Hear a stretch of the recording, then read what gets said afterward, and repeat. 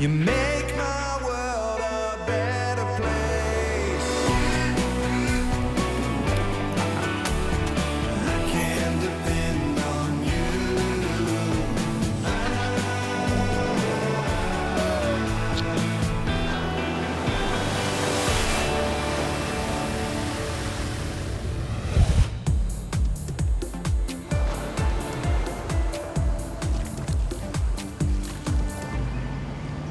Just coming through. I've got you. Oh, he's awake. Hey, mate, he's awake. At the Animal Emergency Service on the Gold Coast, the team is dealing with an influx of patients from a heat wave, and bearded collie Murphy has just been rushed through to the treatment room. Yeah, it's a hot day out there. Hey. Dr. Alex Hynes and Dr. Gerardo Poli start working on him immediately. Murphy collapsed, he's non-responsive. At this stage, we don't know what's going on with him, but whatever it is, he's in a lot of trouble. He's got a temperature of 40.6. Oh, man. As soon as we start to look at Murph, we realise that he's got a high temperature. And my biggest concern on a hot day like this is that he's suffering from heat stroke. The first thing we're going to need to do for him is we're going to need to cool him down. And the best way we can do that is get the hose and wet him down all over. How you doing, Murphy? You're still there. You know what's going on. Hey, mate. And we still don't really know what happened with him, do we? He's been at home all day in the air conditioning. Okay, so he's not your typical heat stroke patient then. So his temperature's actually going up, even though we're cooling him down. We're going to have to do something else to try to get this temperature down. We're 5 minutes into the cooling process, and rather than the temperature going down, Murph's temperature is actually going up. It's now 41 degrees. Once the temperature goes over 41 degrees, organs start to shut down. This is life-threatening for Murphy now. Cold air on him, that will help.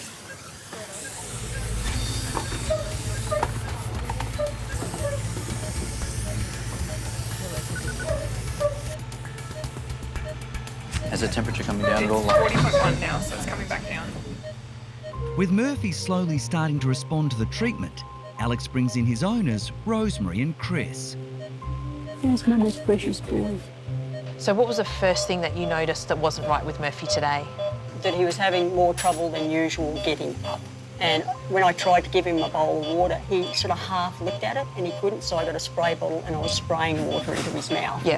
To try to keep him hydrated. Yeah, because it's such a hot day out there today. Yeah, we've had a fan, I've been spraying him all day. Yeah. That's when I noticed that his gums were really red. Yeah. And I thought, that's not right. Murphy has a long history of health issues. He's had prostate problems, he's had the lymphoma, he's had tick. The tick. He's has paralysis of the larynx. So he's defying He's a the fighter. odds. He doesn't want to leave because he lives the life. Yeah.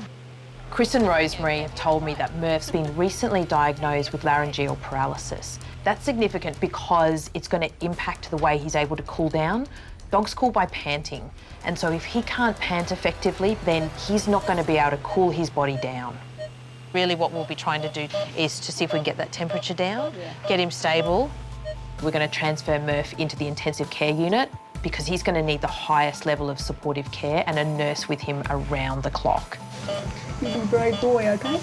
Well, Mama, you going to be better?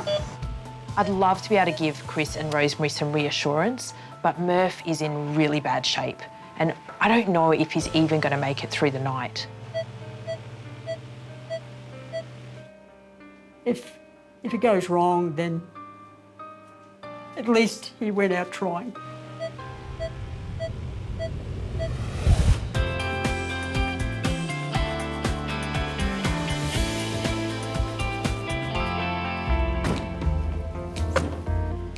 Big day today. Hope we don't get bitten. In Sydney, mobile vets doctors Alison and Audrey Shen have received a call out for a new arrival. We're going to see Douglas. He's a baby Labrador puppy. This is the second puppy vaccination. So we'll see how he goes. Very well-behaved puppy, but we never know. Hello! Hi, come in. This is Douglas. Hi, Douglas. Hi, come on. Come Hi, on in. Dougie. All right, how old's he now? He's 10 weeks. 10 weeks. 10 weeks. Oh. Iona has had Douglas for only a fortnight, and today he'll be getting his first health check. Hey? Ooh. What was that? Douglas's housemate. That's Pepper. Hi, Pepper. Very loud. Very vocal. Pepper is an Alexandrian parrot. It's a very unusual dynamic to have a puppy and a bird in the house together. Ouch. Oh. They're almost like brother and sister now, so I'm interested to see how that progresses. So do they get on? Yeah. Keeping a watchful eye over there, isn't she? Yeah, she gets a bit jealous. Oh, can we touch your brother then? 1 minute. She's very loud. And then I've got Douglas. I thought he would be a nice match for Pepper. Labrador's quite friendly, so they keep the household fairly alive. Hello, Dougie.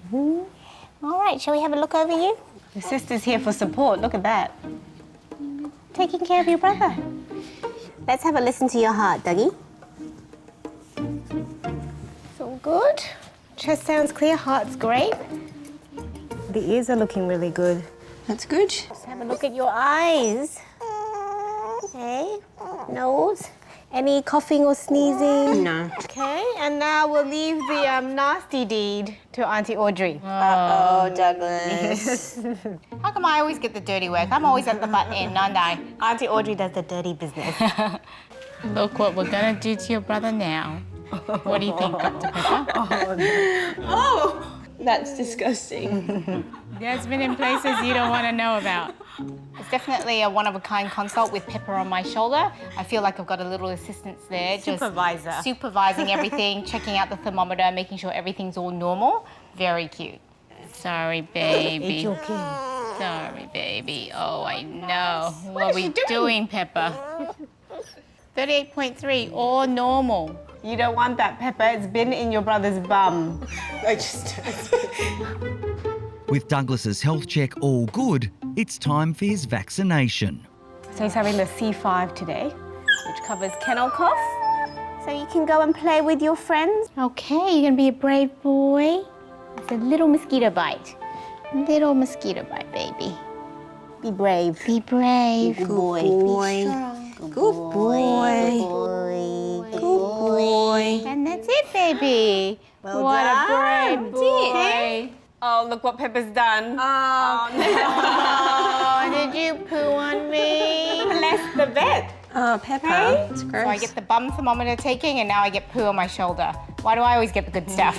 Now it's time to clip your nails, Pepper. You ready? Clip your nails. You Now don't we're have to gonna do clip your nails. Oh, How are we gonna clip your nails now, Pepper? Come back. She knows. Yeah.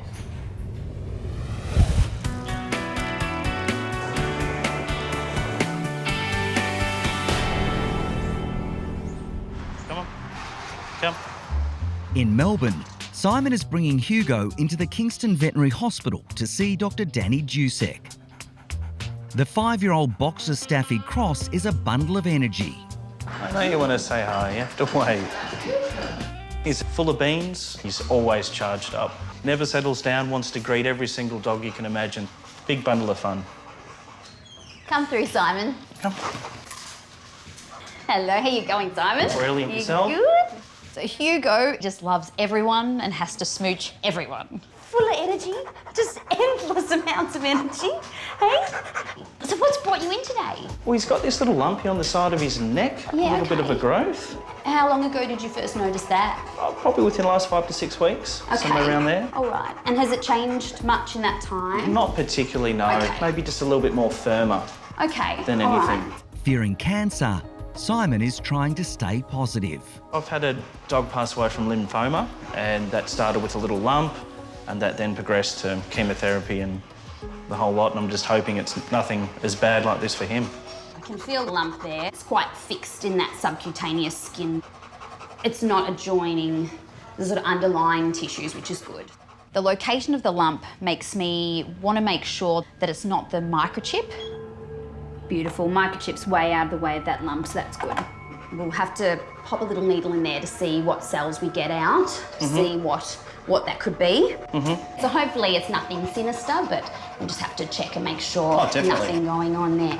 Simon is putting on a real brave face today. He's a very stoic character, but I think underneath all that he is a little bit nervous about what this lump could be. The concern is potentially cancer. Okay, mate.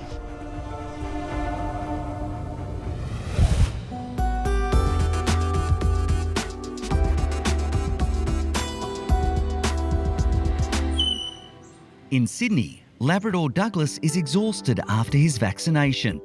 And now Audrey and Alison are about to trim his noisy housemate Pepper the Parrot's nails. Okay, I need to be quick about this. Of a teamwork the here. Over the towel. All right, sweetheart, I know. Let's have a look-see. The towel gives us a little bit more security with holding the bird. It helps keep the wings and the legs in close. It also can be used to cover their eyes a little bit so they don't freak out too much. Yeah, reduces the stress level. Yeah. Good right girl. there, baby. It's okay. Good girl, sweetheart. One. Ooh, they're sharp, aren't they? Good girl. Okay, let's see the other foot now. Down, one to go. So trimming the nails is quite important, especially in the domesticated bird. Sometimes it can overgrow and dig back into the foot. Yeah. Or they can have there's- problems perching onto their branches, so quite important to keep them nice and short regularly. Good girl. So this can be quite a stressful process for most birds. I mean, they're in a towel, they're almost a little bit upside down, so we want to make that as quick as possible and less stressful, so next time we can come back and do it again. It's more of a positive experience. Try and make it as positive as possible. We've got a wing. Good girl. And we're all done. Good job. Done. Go team. Good job. Forgiven? Forgotten? So I love these kind of consults that we did today. You know, you've got two animals, a bird and a dog, and that dynamic's really cute. It's a bit of fun, it's a bit different. So I think that's why they need a mobile vet, because can you imagine bringing all those animals to the hospital and all of them climbing all over each other, being quite stressed. Yeah. So it's perfect. We love doing these consults. And we're off. That's a wrap.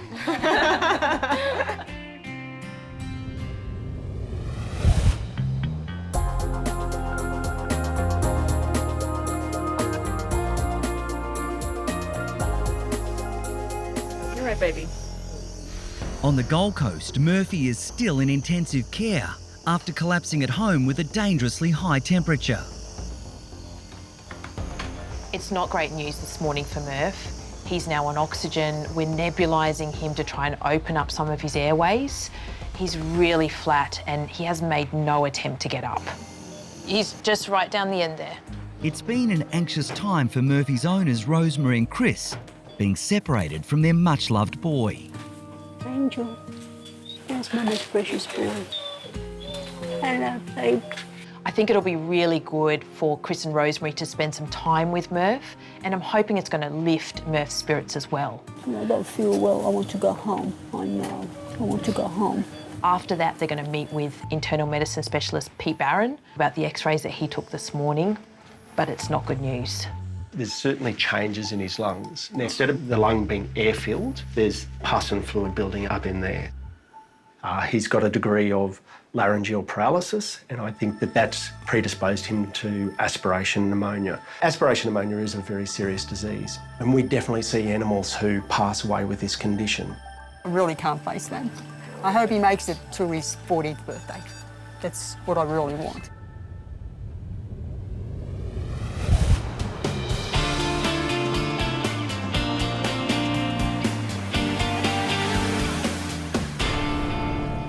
All right, so we'll just pop this little needle in. I'm sorry, it's just going to be a little bit of an ouchie. All right. At the Kingston Veterinary Hospital in Melbourne, Danni is taking a sample from Hugo's suspicious lump. Getting a needle sample from the lump can give us information.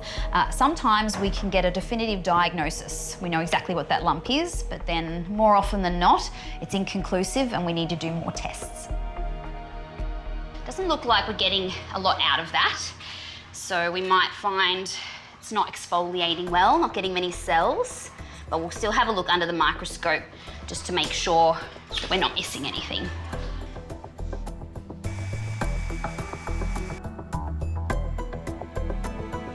All right. So unfortunately, the cytology sample is inconclusive. We haven't got a lot of cells on there to look at. This mass just doesn't want to let go of cells for us. So basically the next step to find out what this lump is would be doing surgery. So the pathologist can actually look at the tissue, slice it all up and see what cells we've got and whether they're benign or nasty cells. Okay. So that would be the next step. Unfortunately, I'm gonna have to put you under the anaesthetic, my friend. Oh, darling. I can tell Simon's quite anxious about what this lump is, and that's understandable considering what his last dog's gone through. See you later. Hey. See you later. Take good care of your mate, all right? Obviously, I was hoping not to go down the path of surgery, but it is what it is, and sometimes it's for the best to actually see what it is rather than guessing and seeing if it does grow bigger or not.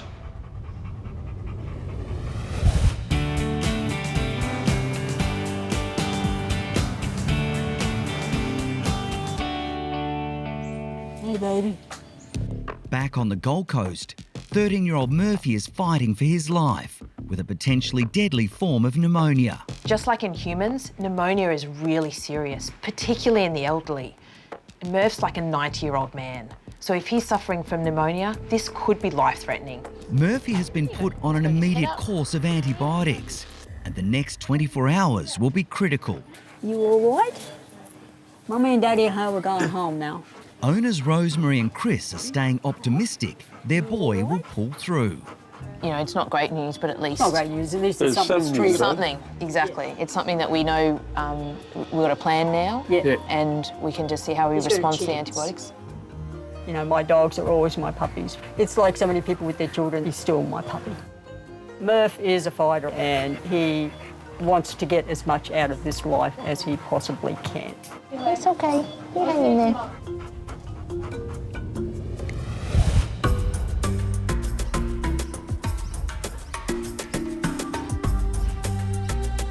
How you going, Matt? Yeah, good. At the Perth Zoo, Dr. Peter Ritchie is checking up on an unusual patient. And who have we got here? This is one of our frilled dragons, Gizmo. Gizmo the frill-necked lizard is heading to a new home. But first, Peter must give him a preliminary checkup. Where's he going? He's heading to Melbourne Zoo. Matt is Perth Zoo's senior reptile keeper. He's also Peter's brother. The main reason I'm here today is to have a look at his teeth, and he has got a tooth missing down the bottom there. I don't think I want to do too much with him now because it's probably going to be painful and potentially I could lose my finger in there. I think we should take him up to the veterinary hospital and anaesthetise him, then we can have a look at it a bit better. Sure. How's he been going otherwise? Oh, he's great. He's been behaving pretty normally. We haven't seen any issues with his mouth, and this time of year he spends a lot of time outside in the sun. He's a good-looking lizard. He definitely feels in good condition. Just having a look at these little nails here. Sometimes we get to see little nail issues and claw issues with these guys, but he's all looking okay. We'll get him up to the vet department and we can have a look at you. But anaesthetising Gizmo safely is going to be a challenge. Being a cold-blooded animal, if he's not at exactly the right temperature, the drugs won't be effective. Too cold and he basically won't have any response. Too warm and it's too dangerous.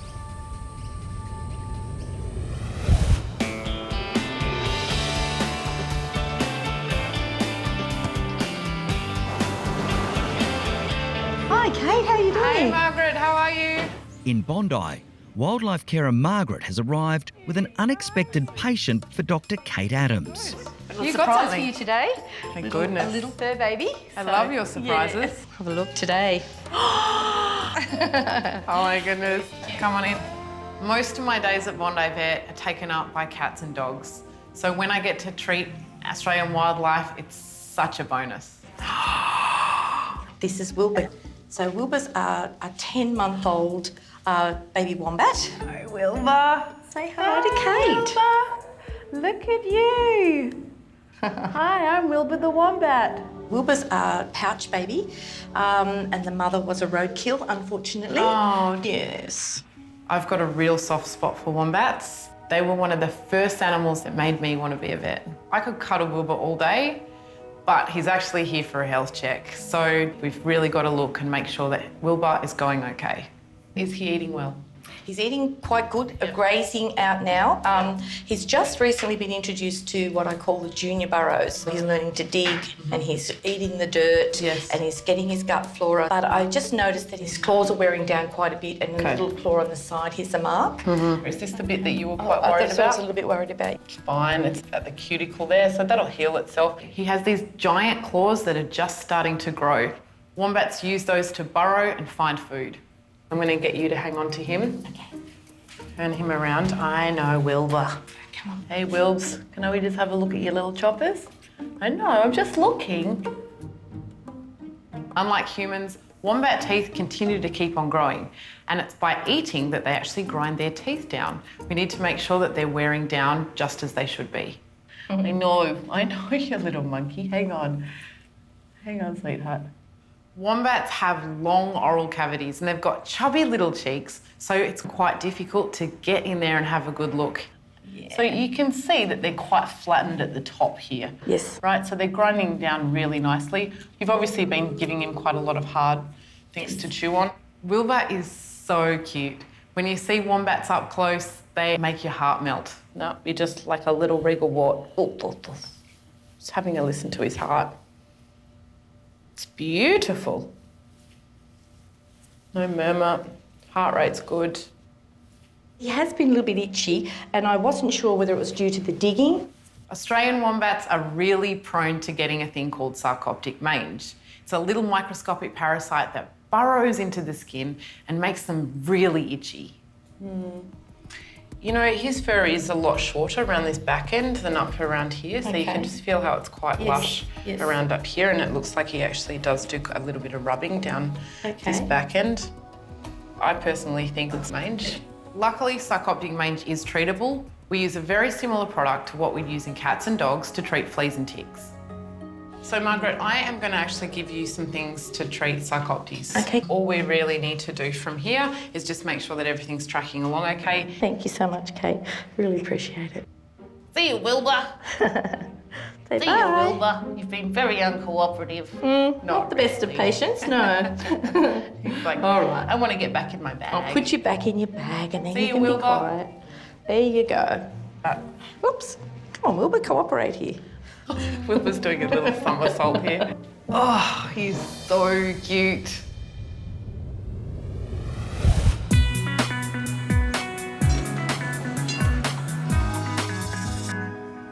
Hey, Hugo, how you going, mate?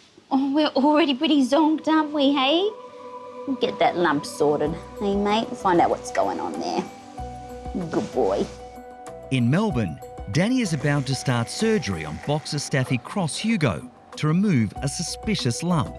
The concern is potentially cancer, so that will take getting some answers from the laboratory, and then we'll have an idea whether this is something that's more sinister or whether it's benign.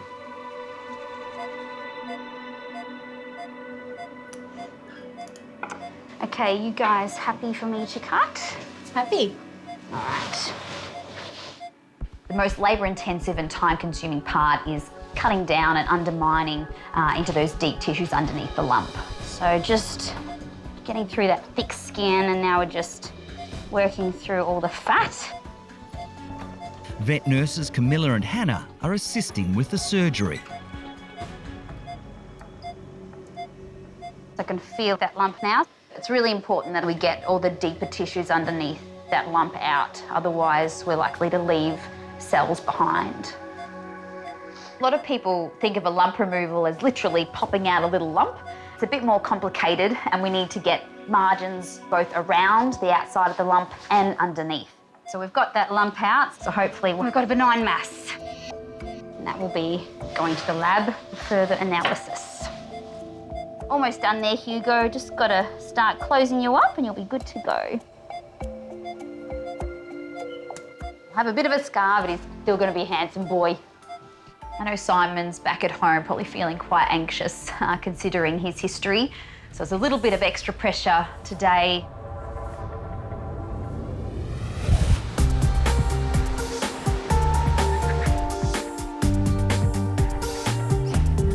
All right, let's go.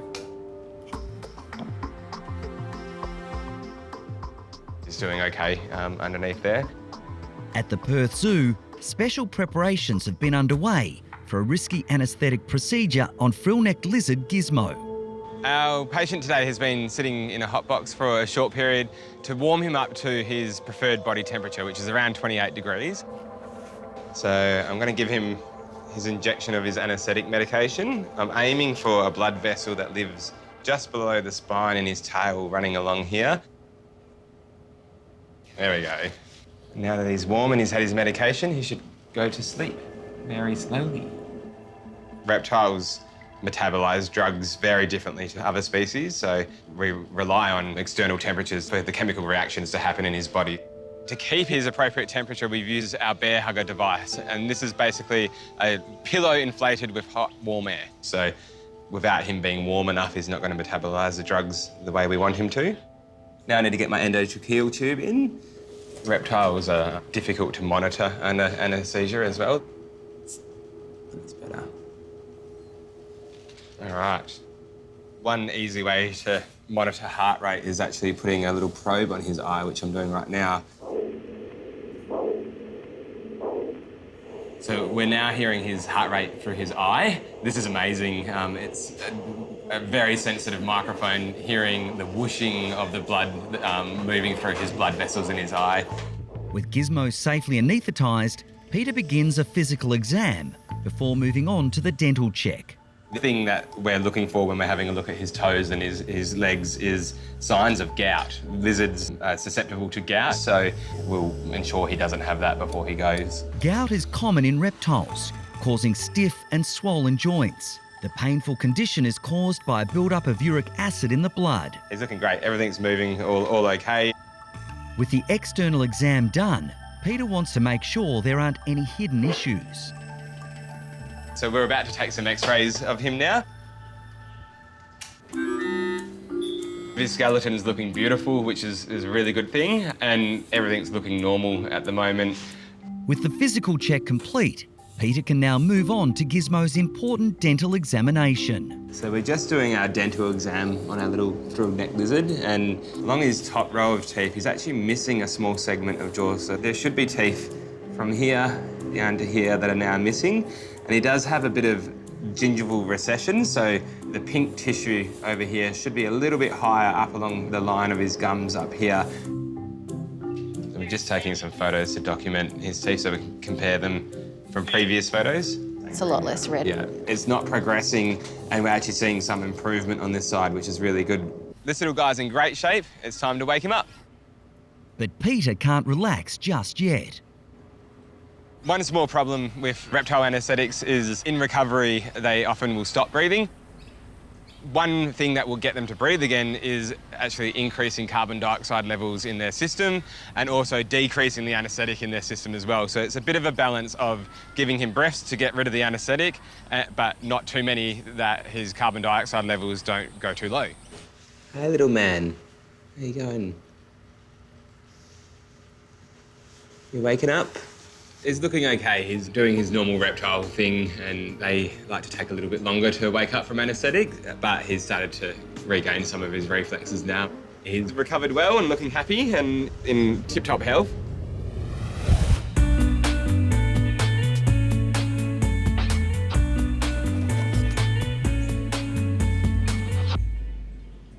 All right, let's do this. Do it. In Sydney, doctors Audrey and Alison are making a home visit to see one of their favourite patients. We're here to see Scaramouche today. Jackie's the mum, and we do see Scaramouche quite often. She's a very good client of ours. We're like our aunties, really. Auntie Audrey and Auntie Alison. Hi, Moosey. Hi, Ali. Hi, Audrey. How have you been? We've missed you. Scaramouche is 2. She was flown down from Brisbane, and Audrey and I went to the airport and collected her. I'll just have a listen to your chest, make sure the breathing's all good. There's so much fur here, I can't find your chest. That's good, it's all nice and clear. Oh, good. Everything sounds great. Her heart's a little fast because she's a little bit nervous, but otherwise clean bill of health there. But the girls aren't here for just a health check. Scaramouche needs help with a rather delicate problem. Scaramouche needs regular grooming. She needs procedures done to her fur, which we call a bumzillion. That's basically just a hygiene trim, so around her bottom area, keeping the hair nice and short. Because of all her hair, especially with this breed being a Persian, that tends to cover up the bottom part, and so urine and feces can get stuck to it. Yeah, the cat litter as well. Yeah, and so all that bacteria sitting there isn't very good. So just to clip that hair away so that she can toilet nicely and cleanly. Yeah. So let's have a look. You just relax back there, honey. Oh, you can see there's actually litter and feces stuck there. So we'll give her a bit of a trim. Oh, you're being so good. She's quite used to this, isn't she, Jackie? Yeah, she really doesn't mind that at all, actually. This is not a job I can do single-handed. No. Or at all. It's a 2 to 3 person job, isn't Yeah. it? Here we go. All done. Very good. So that's the bumzillion complete. That's fantastic. Hey, new Thank woman. you. She's my baby, and I love her to bits. She's just makes life worthwhile. We've been slaving away in the kitchen and we made you some chicken treats. Thank Auntie you. Audrey made you chicken treats. Oh, thank you so much. Thank you for being good today.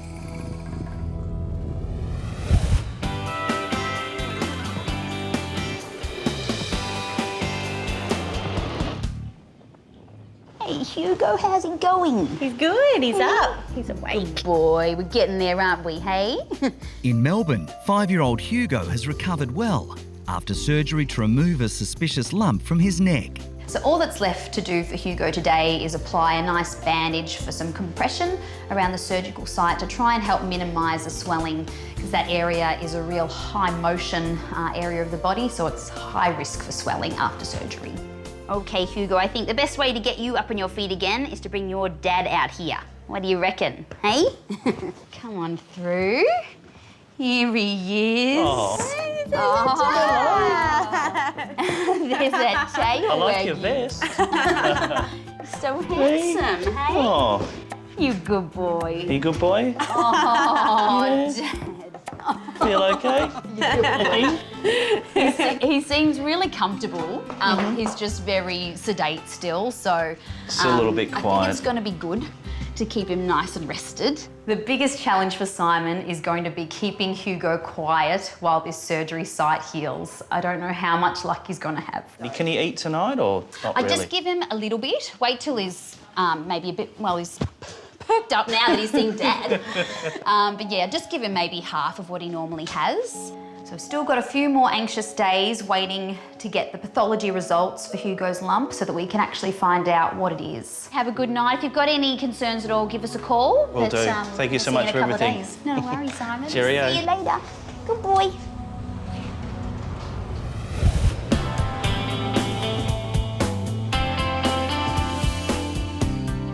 Hey, mate, you're having a sleep. That's not what I hear. I hear you've been barking the place down, hey?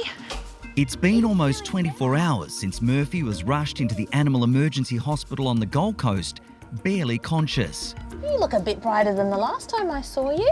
Murphy was diagnosed with potentially fatal aspiration pneumonia and has been started on a heavy course of antibiotics. I think your mum's going to be very happy when she sees you. He's come off his oxygen, and that's a big milestone because while he's on oxygen, he can't go home. So getting him off oxygen, getting him up and around, having him eating, these are all the boxes we want to be ticking, and he's doing all the right things. Good boy. Can you walk? Come on, you can do it. When he came in, he was flat out, he was non-responsive. He's a good boy. Oh, a couple of steps. He's now able to get up, walk around with some assistance. You know, that's a huge improvement just in a really short space of time. Hey, it takes a lot of energy when you're an old fella, isn't it? Hey? Murph just keeps defying the odds. We really thought for this boy, this could be the end of the road. And he's just shown he's not ready to go. He wants to get home. Come on, Murph. Do you want to get up and have one more go? Good boy. Good boy. Oh. Yeah, you can. Oh, it's so hard on this floor. I know. How are we going to get you back to bed? And then we have to carry you back to bed. People might look at Murph and think, gosh, he's still really struggling to get around, but these steps, these little steps are really quite significant for him. And, you know, this is progress. Lift him in the front, that's it. Good boy. There we go. Baby steps. Keep going, don't give up now. Good boy. Okay, that was a big effort, wasn't it? I think Rosemary and Chris had almost prepared themselves that Murph may not go home, that this might be, you know, the final thing for him. Murph had other ideas. He's a real fighter, this boy, and I think they're going to be over the moon when they see him up and about, and he just wants to go home now. See, you've got to get strong. You've got to get strong for your mum.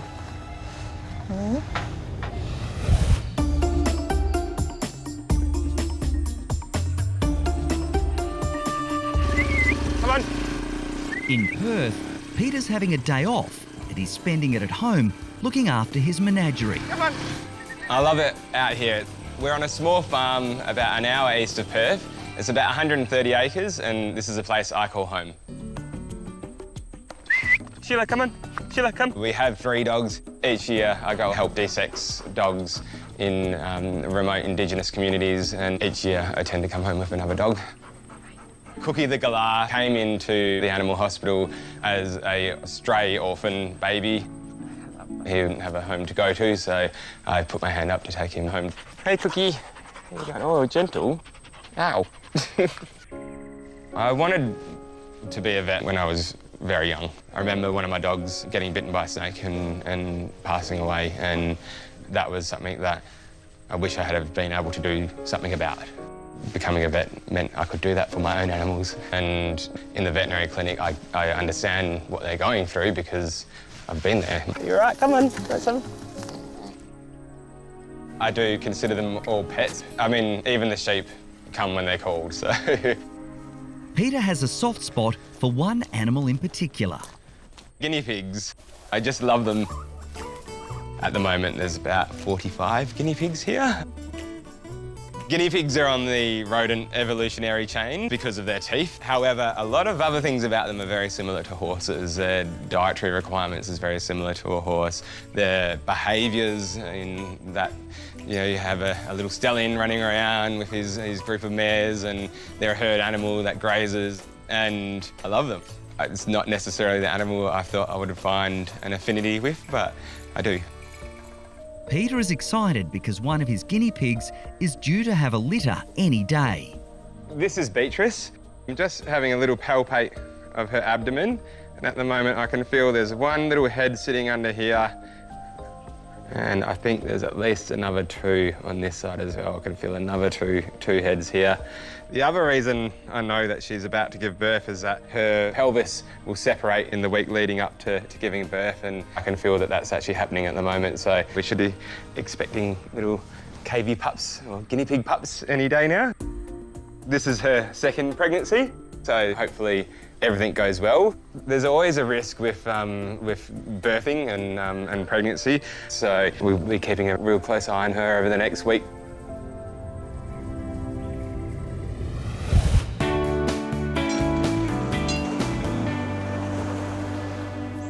At the Animal Emergency Service on the Gold Coast, Rosemary and Chris have arrived, anxious to take home their beloved old boy Murphy.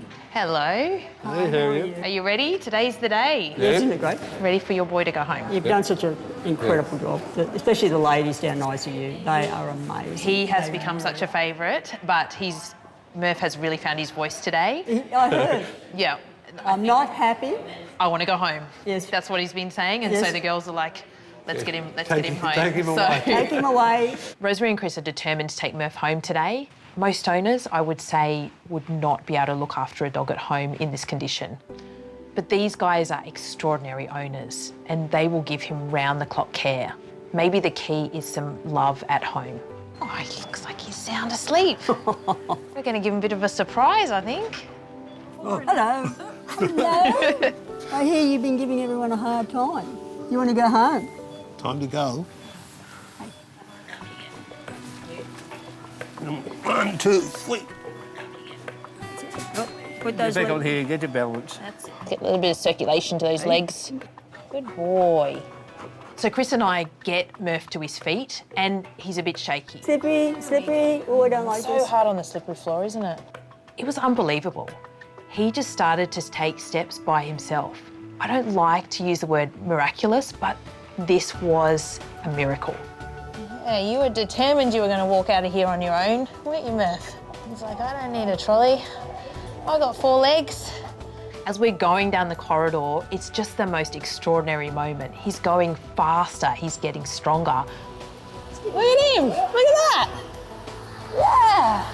I just felt like cheering him on. Go, Murph. Come on, let's go. Good boy. That's it, one leg in front of the other. God, that's so good, so good. I did not expect him to walk out, and I don't think Rosemary and Chris did either. It is just the most extraordinary moment. Look at you. You surprised me. You surprised me, you did. Hey? He just showed us when he put his mind to it, there was nothing going to stop him. He was going to walk out of there on his own. It's incredible. It really is. It's a great day for Murph. Team Murph. That was what it was. Team Murph. Look at her face. Really good. Star. He is a star. It's moments like this that I really believe in the power of love. There's not a single person in this hospital that hasn't been touched by what's happened today. All right. Thank you very much. See you later. Boy, hey? Excited? See what the results are, huh? In Melbourne, Simon and Hugo have returned to the Kingston Veterinary Hospital to get the lab results after Danni removed a suspicious lump. Excited to see Danni? Yeah. You are, huh? Simon's last dog died after losing a battle with lymphoma, so he's extremely anxious. It is results day. We'll see. It is kind of itchy to know what's wrong, which way we're going to go. Hello, come on in, Simon. Hello, Hugo. Hey, you good boy. Hey. So I see that the bandage didn't last you too long. He wasn't himself with it on. Had to take it off. Yeah, no, that's fair enough. I didn't expect it to stay in that position for very long, but just having a look at the wound, so it looks like it's largely healing up pretty good. This end certainly is looking a bit more inflamed and there's a bit of muck and discharge there. So I think best thing is to get started on some antibiotics to clear that up. We don't want it to obviously go deeper into the wound. 100%. And obviously these little lumpy bumpies on either end will soften out with time as the sutures all dissolve. It has come down a little bit since the other day. Oh yeah, and any swelling is just going to continue to subside with time as well. Brilliant. So that's good. Now it's time to give Simon the results of the biopsy. I think Simon must be really anxious at the moment, just waiting to find out. I have fantastic news. The lump was just a granuloma. Oh, how good's that? So surgery has cured that, so that's wonderful. Perfect. Hey, hear that?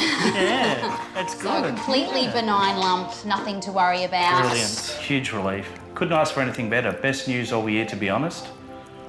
Such a relief to know that he's okay and to know that everything else will be fine with him.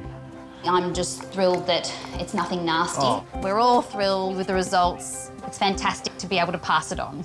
He's got a nice wall wound to show for it. Yeah, so good news. That's what we want. 100%. This smile that I have, it's going to last for months and months to come, I tell you. But knowing that he will be fine is brilliant. I've got him for a lot longer now. Great result for you, mate. Yeah, it definitely was. Hey? You take care now, and hopefully we don't see you back anytime soon, okay? Thanks for everything. See you, Simon. See you later. Bye. Bye-bye. Come on.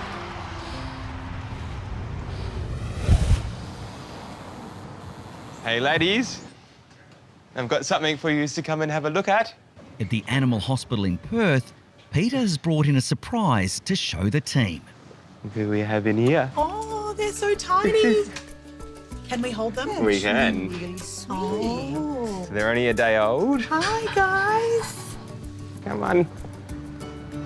Last night, my little guinea pig, Beatrice, gave birth to 3 beautiful little baby guinea pigs, or pups. Beatrice is doing really well. She's recovered well from the birth and she's looking great. We can have a play and see if you can tell which sex they are. What's this one? That one's a girl. Can I have a look at this one? Oh, my gosh. Too cute. This one is a little boy. You can see his little willy there. Oh, don't jump. Right. Everyone in the vet hospital here has pets and everyone loves bringing their pets to work. And today it's my turn with my little pups. These were inside their mum less than 24 hours ago. Too cute. I've already named them. Their names are Hazel, Pom Pom and Barry. Once they're old enough, they'll be weaned from mum and they'll go to new homes, hopefully to live with some happy little kids. Hi, I'm Dr. Danni Dusek from Bondi Vet. If you love our show and want to see more, plus some amazing content about pets and how to care for them, hit the subscribe button. Click that little notification bell and we'll see you on our next video.